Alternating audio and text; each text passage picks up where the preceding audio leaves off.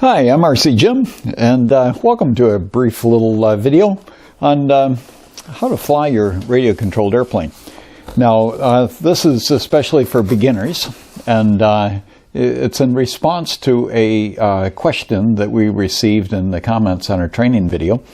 And that was that as you're going around turns, it seems to be rather complicated as to what to do with the rudder and the elevator and the ailerons. It seems like everything is involved in going around a turn. And yes, indeed it is. It's absolutely correct. Now, what is what and what's happening? Okay, so you got an airplane flying along and you want to do a turn. Most commonly, what you're going to do first off is you're going to use the ailerons with one up and one down is the way they go. And that's going to cause the airplane to rotate around its longitudinal axis. It'll go that way. Of course, as that happens, you got the lift that is being produced by the wings now coming off on an angle. And the weight is still straight down. The mass of the aircraft is still from the center of gravity going straight down to the middle of the earth, more or less. So you've got the sideways force that's happening, which starts to make the airplane go that way. As it does that, typically you've got the tail back here and you've got the center of gravity way up here at the front. And so naturally, if it starts to go sideways, well, what's going to happen? Well, the tail is going to cause it to weather vane and come around. And so for the most part, just by turning the ailerons, it's going to start going around that way. But there's another thing that's happening. As you think about the airplane when it's straight and level, the lift is coming straight up from the wings, or perpendicular to them, and we don't have much dihedral here, but basically you got the lift coming straight up.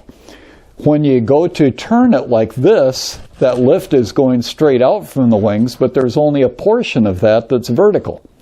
So what before was supporting the whole airplane, all of the weight of the airplane, now only part of it is available. So you think about the force coming out this way, only a portion of that is going vertical, and so there's not enough lift there to hold the airplane up, and so it's going to start to descend.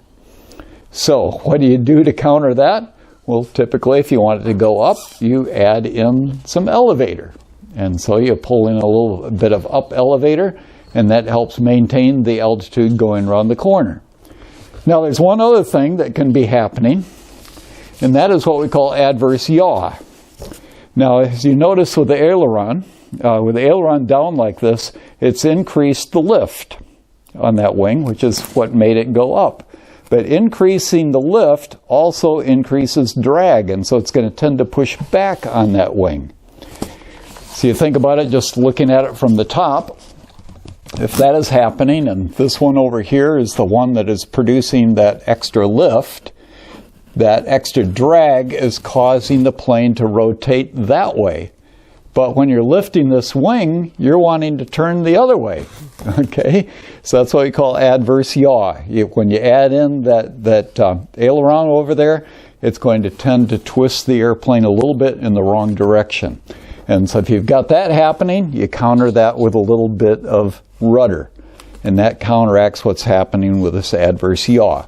Usually there's not enough there to really worry about, but you'll notice that mainly when you first enter the turn. When you first enter the turn and you first apply the ailerons to get it to twist, that's when it's happening, and so it'll tend to angle off a little bit higher and whatever. But then after you establish that bank, you are going to even out the ailerons, and they're going to be pretty well straight, and so from there on in, it's not affecting you at all. So usually just right at the start of the turn, it might tend to turn a little bit up and out, and you might need a little bit of rudder to bring it in there. Of course, doing that means that you also need a little bit extra of that elevator to keep the thing up to altitude, because with that adverse yaw, it's actually angled it up a little bit and kind of a little bit of a side slip happening going around for a little bit until it evens itself out.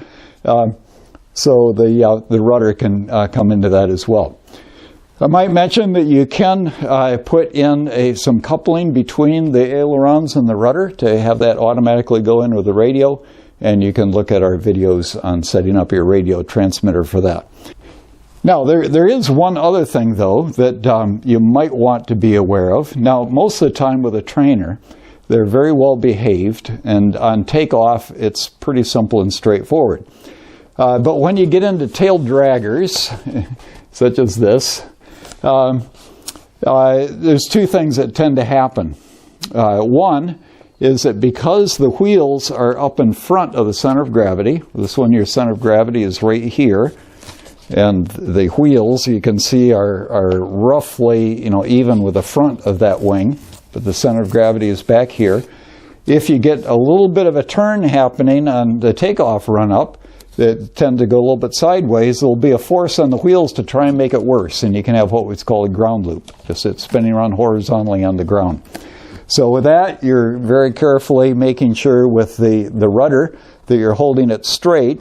And also, as you're holding it straight, you're also gradually increasing the throttle. You don't just simply ram on the throttle. Some planes you can get away with that. The Ranger is one that you can just ram on the throttle, pull up, and it just goes up. But especially with a tail dragger, and certainly with my military warbirds, they would generally have that sort of characteristic.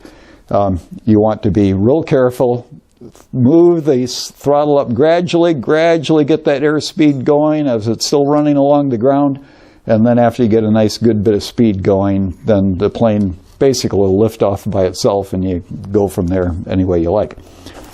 Now, thinking about the warbirds, I'm not quite sure why some planes are especially susceptible to this and other ones aren't.